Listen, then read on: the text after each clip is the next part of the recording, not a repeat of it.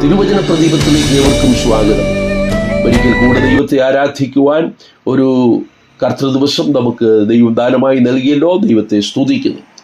8-ാം സങ്കീർത്തനം 4-ാം വാക്യമാണ് ഇന്നത്തെ ചിന്തയ്ക്ക് ആധാരമായി തിരഞ്ഞെടുത്തിരിക്കുന്നത്. മർത്യനെ നീ ഓർക്കേണ്ടതിന് അവൻ എന്ത്, മനുഷ്യപുത്രനെ സന്ദർശിക്കേണ്ടതിന് അവൻ എന്തുമാത്രം. കർത്താവിൻ്റെ മഹത്വം വർണ്ണിക്കുന്ന ഒരു സങ്കീർത്തനമാണിത്. ഞങ്ങളുടെ കർത്താവായ യഹോവേ, നിന്റെ നാമം ഭൂമിയിലൊക്കെയും എത്ര ശ്രേഷ്ഠമായിരിക്കുന്നു. ദൈവത്തിൻ്റെ നാമം സകല നാമത്തിലും മേലായ നാമമാണ്.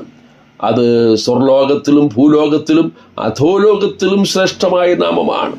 ദൈവത്തിൻ്റെ നാമത്തെ ആ നിലയിൽ സ്വർലോകരും ഭൂലോകരും അധോലോകരും ഒരുപോലെ വാഴ്ത്തിപ്പാടുന്നു.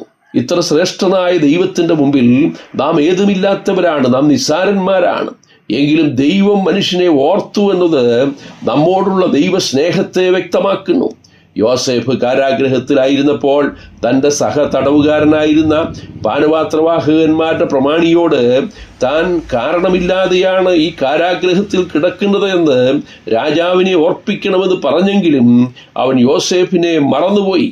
യോസേഫ് സ്വപ്നം വ്യാഖ്യാനിച്ചു കൊടുത്തതിൻ്റെ അടിസ്ഥാനത്തിൽ പാനപാത്രകന്മാരുടെ പ്രമാണി തൻ്റെ ജോലിയിൽ യഥാസ്ഥാനപ്പെട്ടിരുന്നു. കൊട്ടാരത്തിലെ ശുശ്രൂഷയുടെ ബന്ധപ്പാടിൽ ഒരുപക്ഷെ താൻ യോസേഫിനെ ഓർക്കാതെ മറന്നുപോയി.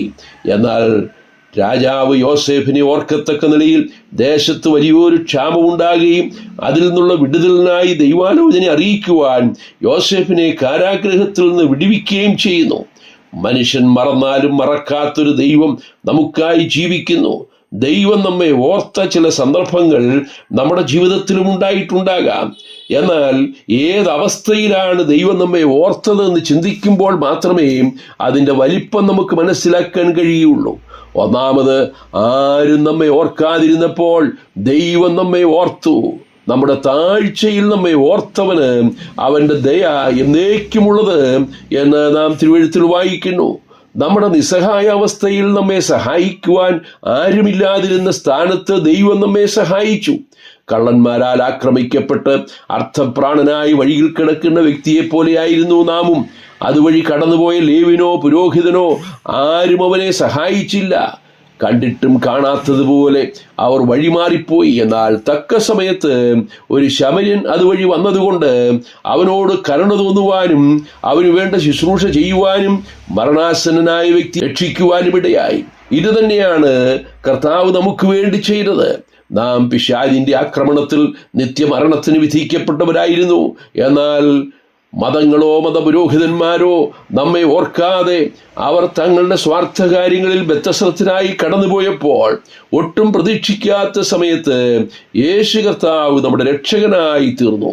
സ്വർഗത്തിൽ നിന്നും ഈ താണഭൂമിയിലേക്ക് ഇറങ്ങി വന്ന് നമ്മുടെ താഴ്ചയിൽ നമ്മെ ഓർക്കുവാൻ ഏറ്റവും ഉന്നതനായ ശ്രേഷ്ഠനായ കർത്താവ് സ്വർഗത്തിൽ നിന്ന് ഇറങ്ങി വന്ന് നമ്മെ സഹായിച്ചു. രണ്ടാമത്, നമ്മുടെ നിസ്സഹായ അവസ്ഥയിൽ ഓർത്തു എന്ന് മാത്രമല്ല, നമ്മുടെ താഴ്ചയിൽ നമ്മെ ഓർത്തു. നമ്മുടെ താഴ്ച എന്ന് പറയുന്നത് പാപാവസ്ഥയിൽ നമുക്ക് സംഭവിച്ച താഴ്ചയാണ്. ആഴമുള്ള കുഴിയിലും കുഴഞ്ഞ ചേറ്റിലും കിടക്കുന്ന അവസ്ഥ. മറ്റൊരാളുടെ സഹായം കൂടാതെ അതിൽ നിന്ന് കരകയറുവാൻ നമുക്ക് സാധ്യമല്ല. അവിടെയാണ് ദൈവപ്രവൃത്തി വെളിപ്പെട്ടത്. അപ്രതീക്ഷിതമായി നമ്മിലേക്ക് നീട്ടപ്പെട്ട കരങ്ങൾ, സ്വർഗത്തിൽ നിന്നും ഇറങ്ങി വന്ന ആ കർത്താവിൻ്റെ കരങ്ങൾ ആ ചേറ്റുകുഴിയിൽ നിന്നും നമ്മെ വലിച്ചെടുത്ത് രക്ഷിച്ചു. നമ്മുടെ താഴ്ചയിൽ നമ്മെ ഓർത്തവൻ്റെ ദയ എന്നേക്കുമുള്ളതാണ്. ആ കർത്താവിനെയാണ് നാം ഈ കർത്തൃദിവസത്തിൽ ആരാധിക്കുന്നത്. നമ്മുടെ താഴ്ചയിൽ നമ്മെ ഓർക്കുവാൻ അല്പസമയത്തേക്ക് നമ്മുടെ കർത്താവിനെ പിതാവാം ദൈവം ഓർത്തില്ല, നമ്മുടെ കർത്താവിനെ ആദരിച്ചില്ല എന്ന് നാം വായിക്കുന്നു. സ്വന്തം പുത്രനെ ആദരിക്കാതെ നമുക്ക് എല്ലാവർക്കും വേണ്ടി ഏൽപ്പിച്ചു തന്ന ആ കർത്താവിൻ്റെ സ്നേഹമാണ് ഇന്ന് നമുക്ക് ഓർക്കുവാനായിട്ടുള്ളത്. നമ്മുടെ താഴ്ചയിൽ നമ്മെ ഉയർത്തുവാൻ, നമ്മെ ശ്രേഷ്ഠമായ പദവിയിലേക്ക് കൊണ്ടുവരുവാൻ, ദൈവമക്കൾ എന്നുള്ള പദവി നൽകി സ്വർഗീയമായ അനുഗ്രഹങ്ങളും അവകാശങ്ങളും നമ്മെ നൽകി നമ്മെ ആദരിക്കുവാൻ കർത്താവ് നമ്മോട് ദയ കാണിച്ചു. നമ്മെ ഓർത്ത ദൈവസ്നേഹം ഈ കർത്തൃദിവസത്തിൽ ഓർത്ത് നമുക്ക് ദൈവത്തിന് മഹത്വം കരേറ്റാം. കർത്താവിൻ്റെ നാമം ഇന്നും എന്നേക്കും മഹത്വപ്പെടുമാറാകട്ടെ. സ്വർഗീയ പിതാവേ, ഞങ്ങൾ അങ്ങേക്ക് സ്തോത്രം ചെയ്യുന്നു. ഞങ്ങളുടെ താഴ്ചയിൽ ഞങ്ങളെ അവിടുന്ന് ഓർത്തല്ലോ. ഞങ്ങൾ ആയിരുന്ന സ്ഥാനം നിസ്സഹായാവസ്ഥയിൽ, ആരും സഹായിക്കുവാനില്ലാതിരുന്ന സ്ഥാനത്ത്, ആഴമുള്ള കുഴിയിലും കുഴഞ്ഞ ചേറ്റിലുമായിരുന്നപ്പോൾ, പാപച്ചേറ്റുകുഴിയിൽ ഞങ്ങൾ താണുപോയിക്കൊണ്ടിരുന്നപ്പോൾ, ഞങ്ങളുടെ കർത്താവിൻ്റെ കരം ഞങ്ങളെ തേടി വന്നതുകൊണ്ട്, അവിടുന്ന് ഞങ്ങളെ രക്ഷിച്ചതുകൊണ്ട് ഞങ്ങൾ അങ്ങേക്ക് എല്ലാ മഹത്വം അർപ്പിക്കുന്നു.